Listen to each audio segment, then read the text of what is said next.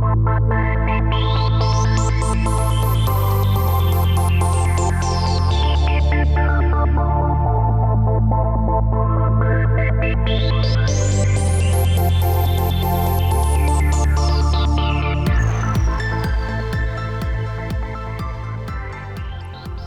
is Seeking Delphi, episode number 49, The Future of Veterinary Medicine with Dr. Karen Rosenthal and Dr. Donna Harris. I'm Mark Sackler. The future lives here. Veterinary medicine is a subject close to my heart, as well it should be. I've been married to a veterinarian for most of my adult life. But in the pandemic world of the present, human medicine gets almost all the spotlight, with particular attention on how COVID-19 is changing the practice of medicine. But veterinary medicine is being changed as well, both by the acceleration of existing trends and the creation of new ones. My guests for this program are Donna Harris and Karen Rosenthal, both doctors of veterinary medicine and both fellow members of the Association of Professional Futurists. Their talk with me provides insight not only to the future of veterinary medicine and our pets, but also to the application of foresight thinking and methodology to a particular field. Let's listen.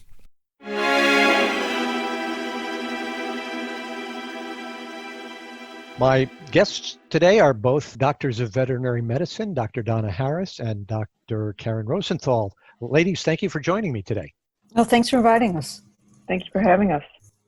The way we start this out normally is I ask for a little of your personal background. Obviously, you're both veterinarians, but the key here is you're both members, as I am, of the Association of Professional Futurists. So I'll ask you to each to give us maybe a minute or two of what brought you into the foresight arena as a professional futurist in addition to being a veterinarian, and how you apply that. So we'll go in alphabetical order, and we'll start with Donna.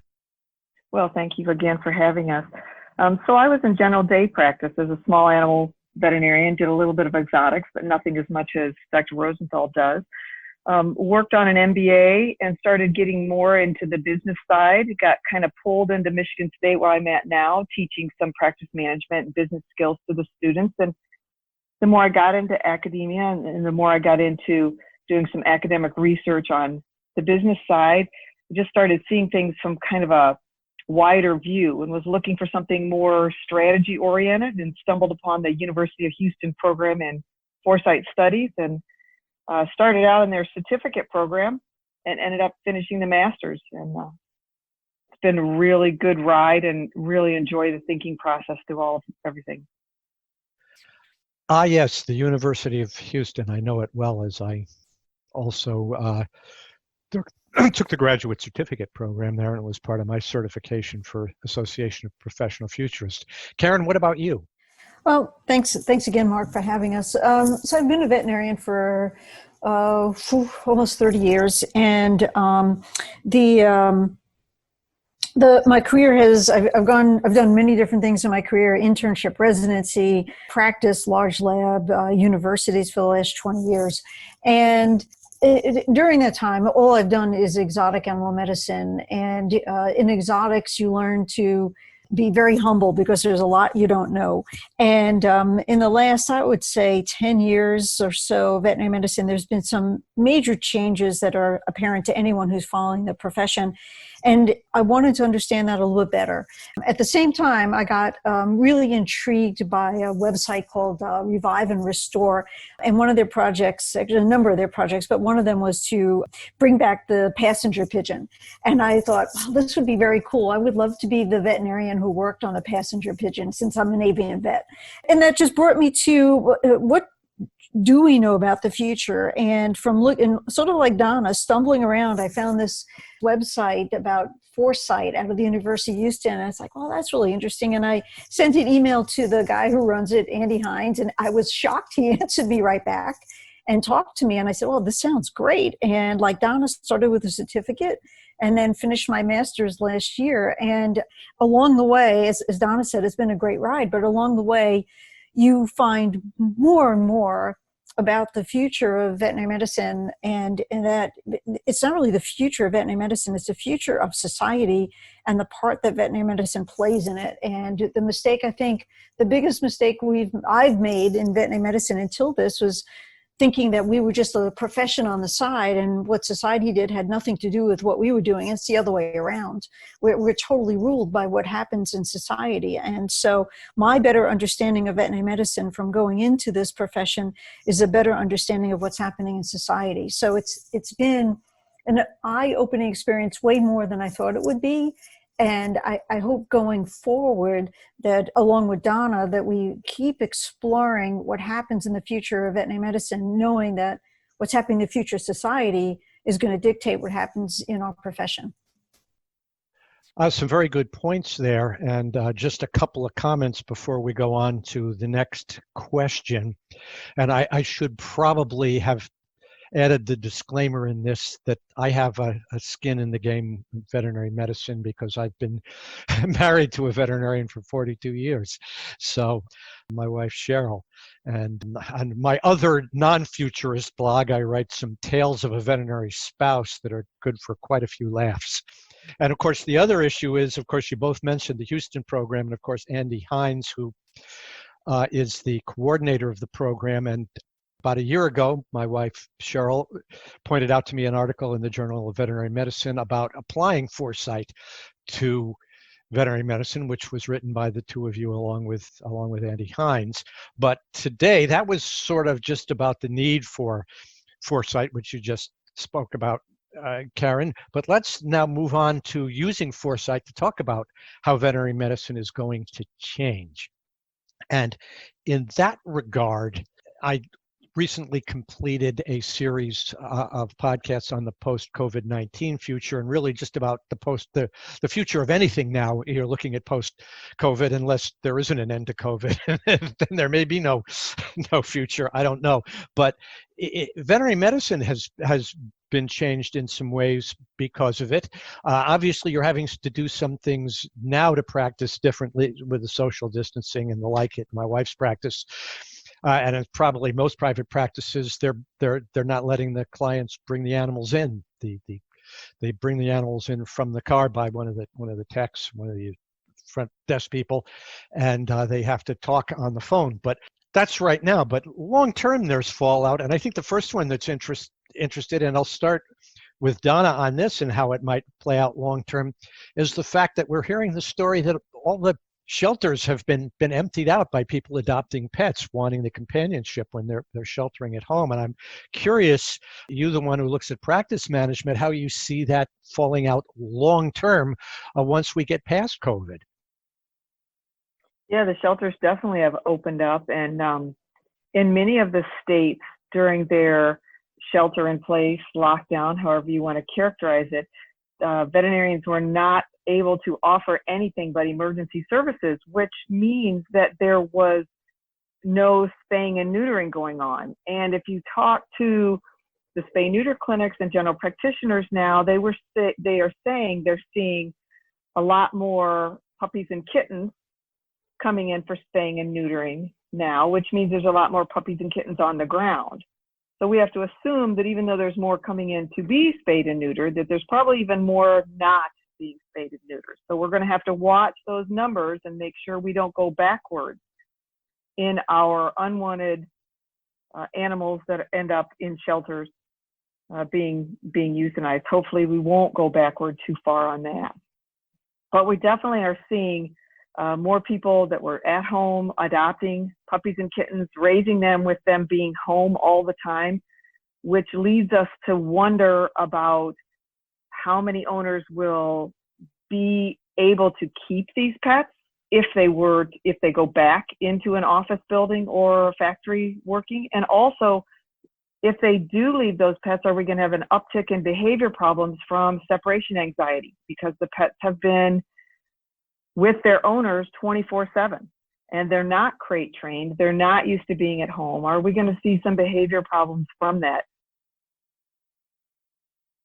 So basically, kind of one of the things interesting left you're saying is that the short-term emptying of the shelters, longer term may have the opposite effect. It's possible they could overcrowd as a result of not enough spaying and neutering, and people potentially later on abandoning pets. Well, I don't think that most of the animals that are coming out of our shelters are already spayed and neutered. So we believe that a lot of that from the shelters was the spaying and neutering was still happening. But we do know that there's a segment of the population out there that couldn't have their pet spayed and neutered because those services weren't available during the shutdown. And those dogs and cats are likely to reproduce. Okay, Karen, you want to add anything to that? No, I agree. It's interesting because at least in this area here, there's always been a shortage of adoptable dogs and cats. So I think it became more acute during this time because people are going out and getting pets. I think one of the short-term effects will be the separation anxiety that you talked about. I think some pets will enjoy having their owners go back to work. But I do feel that the separation anxiety is going to be a real thing. The question is, when is that going to happen? And, when are we going back to work? Are we going back to work in the fall or the spring or next fall? So I think veterinary behaviorists are probably getting ready because there's going to be a deluge of clients wanting to see them. I got to tell you that the only separation anxiety my dogs ever experience is separation anxiety from their supper dish, but that's another story. Let's talk about how technology plays in here, and I don't know which of you or if both of you really look at technology, but one of the things that has gotten a boost in human medicine, and we've even seen a little bit of it in veterinary medicine, is telemedicine. And then there's been some other things like, again, at my wife's practice, they're using a program that allows them to text the clients as they sit out in their cars directly from the practice management software. We'll start with you, Karen, on this one, and talk a little bit about telemedicine and other forms of technology and how that might be kind of accelerated and how it was going anyway. Well, it's a great question because there are two aspects to it. There's the practical side for the veterinarian and the owner, and does this work? Does this arrangement work? Do you feel satisfied that your pet has gotten properly looked after? But there's also the legal side, because that was actually the big hurdle in many states, as each state is able to say whether or not they allow telemedicine to be legal. But that, like with many disruptors, just got blown away. And that issue is like, well, this was the only way to see pets, so let's forget about the legal, we'll let you do that. And I think what the lasting effect is going to be between the owner and the veterinarian or the veterinary hospital, was this a satisfying relationship? Did you feel that your pet's needs got taken care of? Was this a good way for the veterinarian and the veterinary staff to take care of your pet? And in some instances, people will say, yes, I feel satisfied, but in others, they may not. And so what I think this allows us to do as the veterinary profession is refine whether or not this is a proper way for us to take care of animals. It's so different than people, since it's a given, unless you work with birds, they're not going to tell you what's wrong with them. They're not going to talk to you. And so can an owner be able to tell a veterinarian that their pet is in pain? And in my field in exotics, it's much more difficult to tell if a pet is in pain. You know if your dog or cat is not feeling well. A bird will look great to you whether it is having the best day of its life or if it's about to have the worst day of its life. And that's where you need an avian veterinarian to put their hands on the bird. So I think what we're going to take away from this is what works from telemedicine and people in the parking lot, and what doesn't work, and go forward from there. And throughout my time at Houston, getting my master's, one of the projects I did was looking at, is there such a thing as the Uber for veterinary medicine? Is there a ride-sharing service that will come pick up your pet and bring it to the hospital without the owner? And it may seem crazy, but the technology is there. And the question would have been, is it feasible to have a pet brought into the hospital without the owner there, and a proper exam and proper diagnostics and treatment being done? So now we've either proven or not proven that could be done with the parking lot way that we take the animal in. And if people feel that that's acceptable, then do we go the other step where there's an Uber, a robot that comes into the house, it picks up a carrier that the owner has put the pet in and bring that to the hospital and bring it back. And the only interaction between the owner and the veterinarian is through some sort of media, whether it's a Zoom call or it's a text or it's a phone call. And so I think, when we look at disruptors, it's not like this is going to be here forever, but what is the sort of the fallout from the disruptor? Does this work? Does it not work? And I think that's what we're going to learn from this. And like with many disruptors, the legal part is going to follow. If people like this, then legally it's going to work. And if they don't like it, then we're still going to have those legal battles. What about artificial intelligence? I'm going to interject to that as well, and then let Donna weigh in on these issues. But what about artificial intelligence, and is that something that comes into play here? Is it more longer term? Clearly, it's mostly a diagnostic tool, I assume. I think you're right about that. And one of the things in veterinary medicine that's been a truism for almost as long as there's been a profession is that we sort of follow along human medicine. There isn't a whole lot of money in veterinary medicine when you compare it to human medicine. And so the use of AI, especially for diagnostics, is way ahead in human medicine, but we're going to have the fallout in veterinary medicine. And a really good example is reading radiographs or x-rays. And reading radiographs is really, it's not so much an art because it's black and white, it's pixels, and being able to read it. And when you have machine learning and you compare it to thousands or tens of thousands or hundreds of thousands of radiographs read by boarded radiologists, you can have machines starting to, through AI, doing as good a job or better than radiologists are reading radiographs. And that's not that far away. And when that happens, will we need radiologists to look at that? The same thing will be true for reading slides. Again, reading slides is not really an art, it's a science.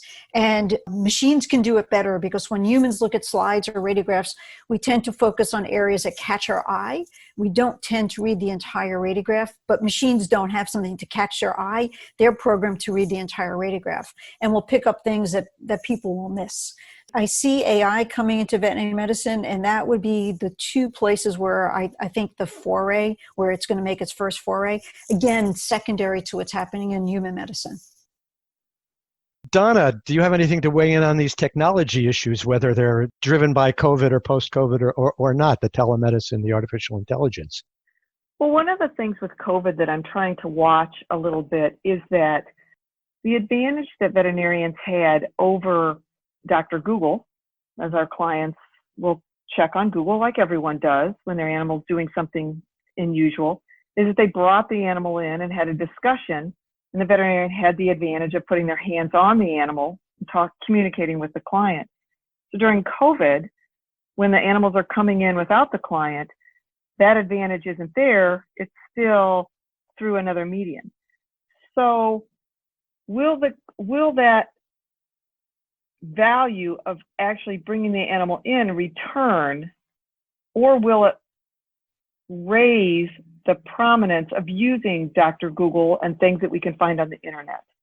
And that's something we're just going to have to watch and see if that value comes back when clients can keep coming in. Because as you know, everybody's an expert when we can look at things on the internet. And so the value of experts is actually going down in society. So this is a society thing, not just a veterinary thing. As Karen pointed out, that veterinary medicine is often pushed by society. And one thing I am hoping will happen with technology and the push of technology into the veterinary space is that animals and pets in general very much are affected by the income inequality. So you talked about gene therapy, or you brought up some aspects of gene therapy, and I just listened to a report about gene therapy that's basically curing hemophiliacs. It's $3 million. So that same type of therapy can be used in veterinary medicine, but of course there's no insurance or very little insurance supplementing any of the costs. So as technologies advance, where will our income inequality in our population affect animals' ability to get care? Perhaps we can seek out technologies that will decrease the cost of care and help balance out that income inequality. Well, we're going to have to watch those angles. I'm just hoping that we'll watch and see some indicators of how we can move that in veterinary medicine. Let's move on here to something that, because Donna, you're in practice management, is a little bit more up your alley. And that is the consolidation going on similar to human medicine, where smaller private practices in human medicine are getting fewer and farther apart. The practices are being acquired by hospitals, by larger groups. And of course, that's been an accelerating trend in recent years in veterinary medicine. And I'm wondering how you see that going a long time, and is there any future at all for the single practice, veterinarian-owned practice, or is that completely going to become a thing of the past? Well, that's a really good question, and I don't have the crystal ball on that one, but I certainly see a shift of mindset in our student population. So when I started in academia 10 years ago, of course, nobody was even thinking about corporate medicine or much. And now, through the years, it's not only shifted to am I going to work for a corporation, to some of them saying, I prefer to work for a corporation. And then others have the mindset of, well, I'm going to go out and I'm going to start a practice, and my exit strategy will be to sell to a corporation. So I think the consolidation is going to continue. I think that more players are going to come into the space. It's not a recession-proof industry, but it's certainly recession resistant. And that's what makes the space so interesting. There was certainly profits to be made from economies of scale and consolidating services, specifically practice management services, as well as the pressure for negotiating drug prices and cost of goods and things like that.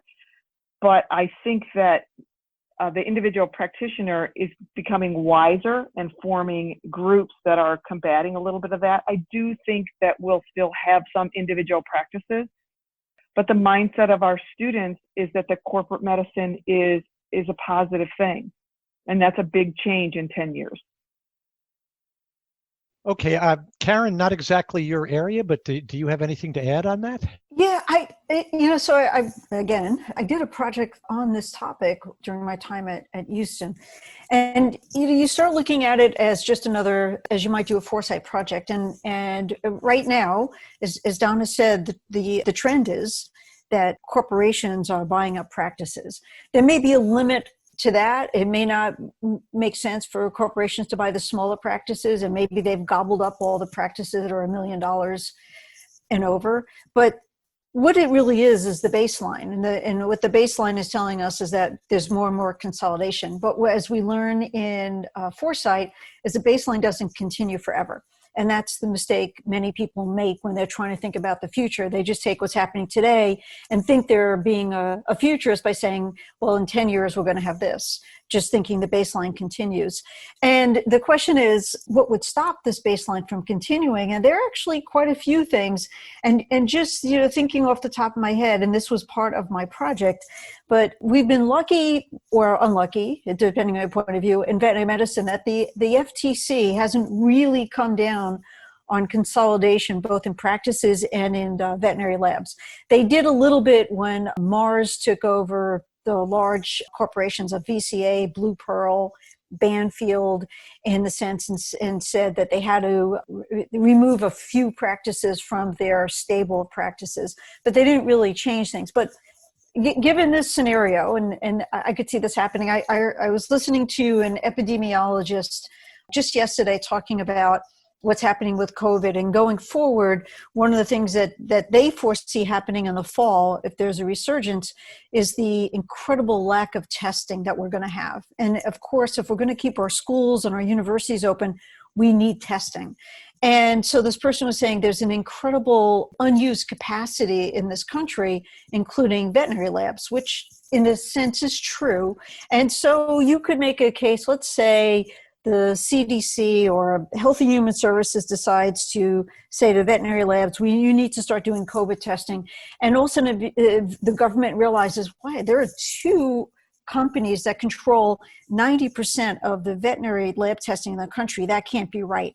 And let's say the FTC, under a new president, says that we're going to be more aggressive about this and tells Mars to divest itself of both a lab and hospitals that funnel into that lab. And all of a sudden, we have the FTC coming down in veterinary medicine and breaking up these large consolidations of practices. And all of a sudden, instead of having these big consolidations of practices, it doesn't make sense anymore because FTC is saying you can't do that. And then all of a sudden, the mindset changes. We no longer have consolidators thinking that this is a payday, but rather the FTC is saying you can't do that any longer. That's one way I see the baseline changing. The other way, again, looking at the values of the students that are in veterinary medicine, as the majority of students have a different value system, they may not be, as Donna was saying, that they want to work for a corporation, or they want those hours of corporation extend to them, or they want to build a practice and sell. But we may have students coming in with values and say, I don't ever want to work for a corporation or sell to a corporation. I want to have my little mobile practice, and I don't really care about making a nest egg with that. And so as student values may change, the whole concept of working for, selling to a corporation may be so negative that we no longer have veterinarians who want to do that. So again, it's more towards foresight thinking. The baseline is never going to go all the way into the future. It's going to change. How could it change?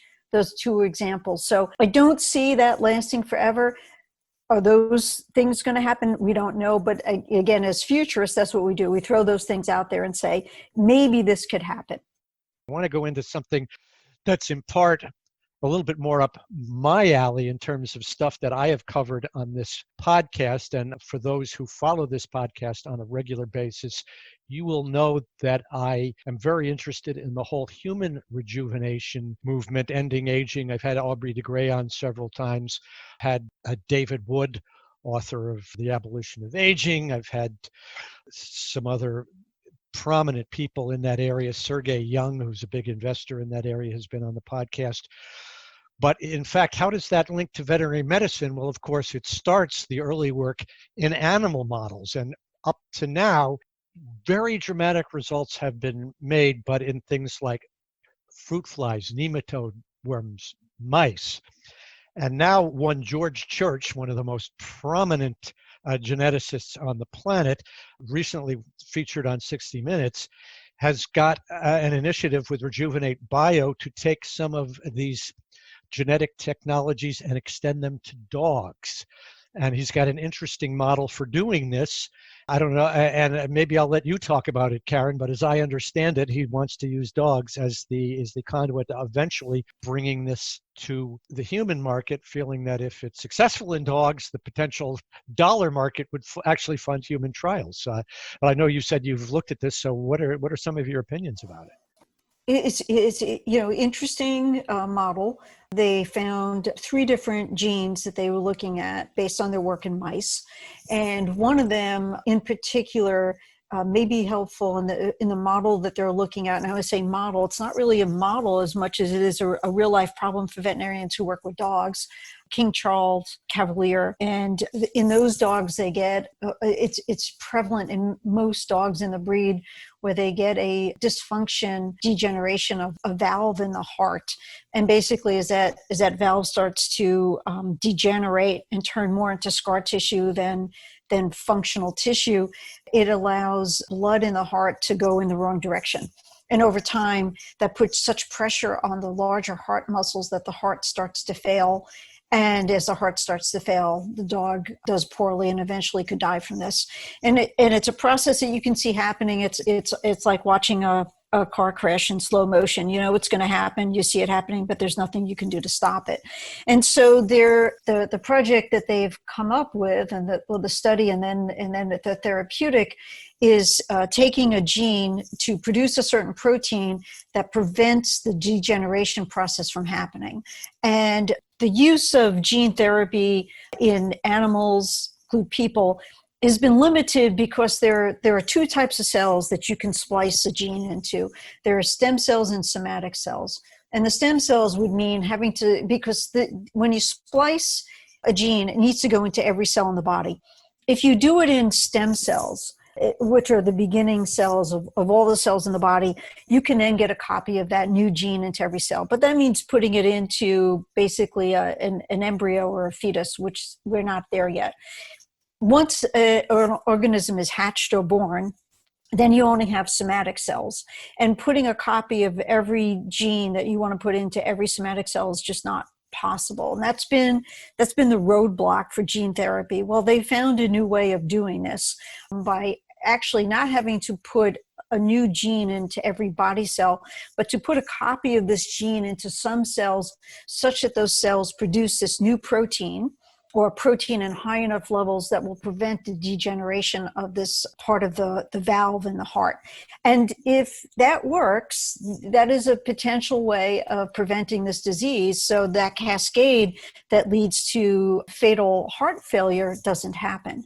And it's a great story. There is no other way to treat this except if you want to replace the heart valve in a dog, which is possible. And again, it goes back to what Donna was saying with income inequality. If you have the $50,000 plus to do that, you can save your individual dog.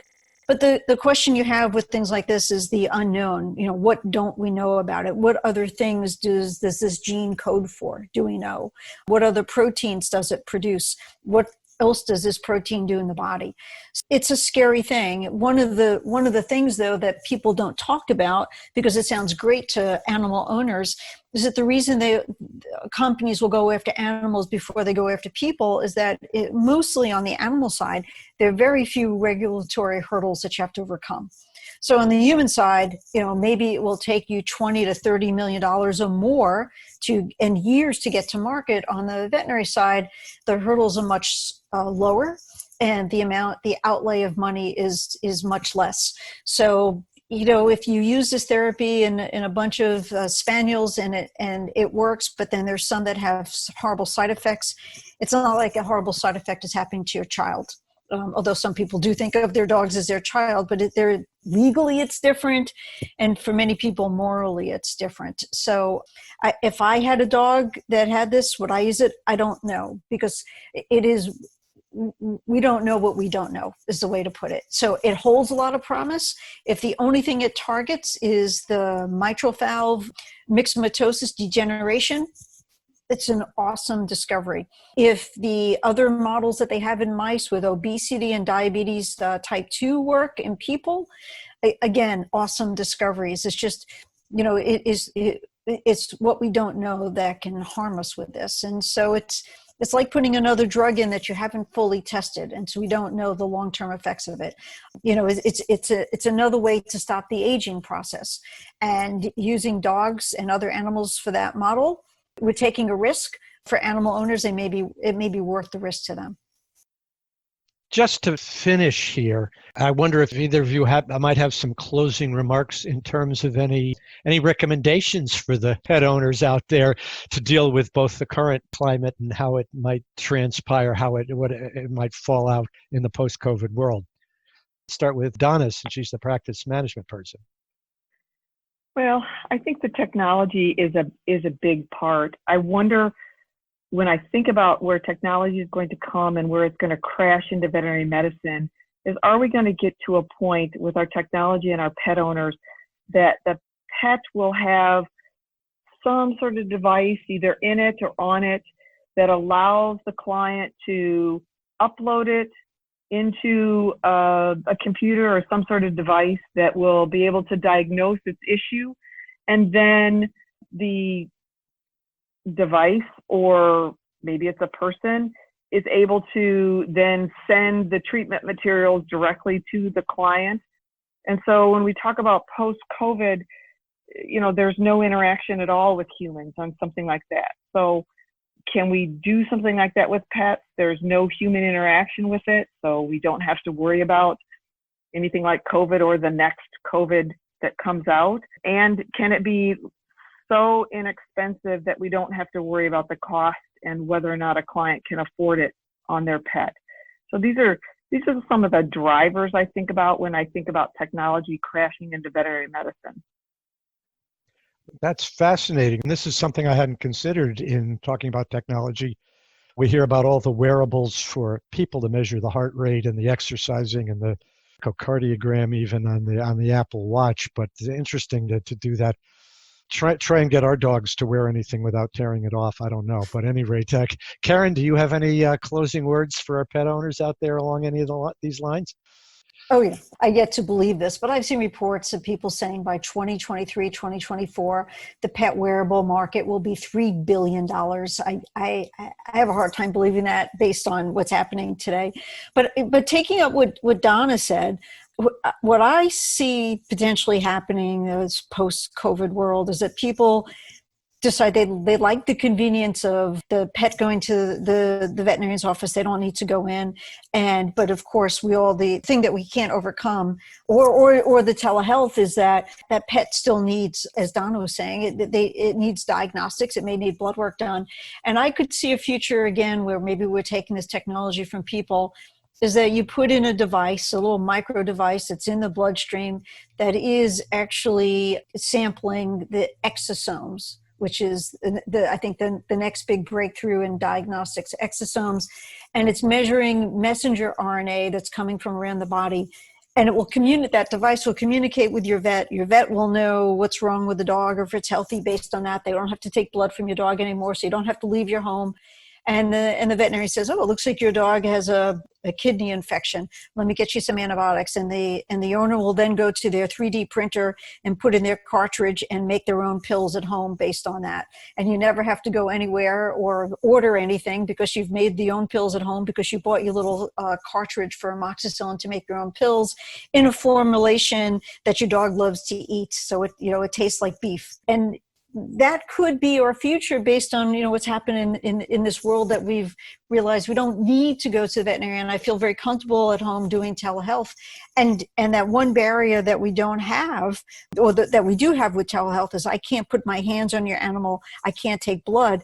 We've overcome that with this little device that sits inside your dog, that your dog doesn't have to worry about some pretty little bow on its collar. It sits inside of them. So it could bring us there. Or again, since we just know this is a disruptor, we don't know what's going to happen. We may go back to almost normal after COVID. So, but it does give us a view of a different model of veterinary medicine, and will that stick?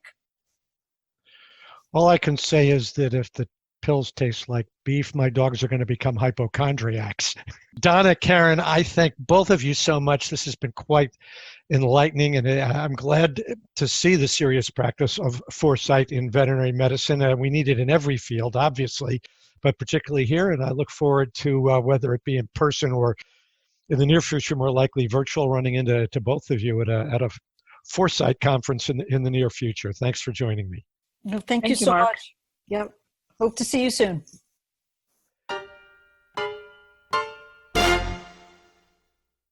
One glaring irony stands out in all of this.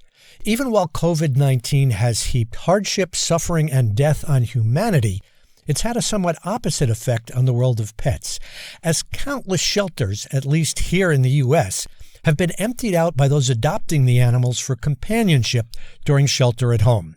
There's no telling how many may have been saved from euthanasia. In the next show, we'll pick up where episode number 47, The Brain and Technology, left off. Joining me will be Richard Yonk, author of Future Minds. If you like what you hear, please subscribe to Seeking Delphi on Apple Podcasts, Player FM, or YouTube. And like and follow us on Twitter. Your suggestions and comments are always welcome, as are your recommendations and shares with friends. My technical assistant is Mohammed Marouf. Until next time, I'm Mark Sackler.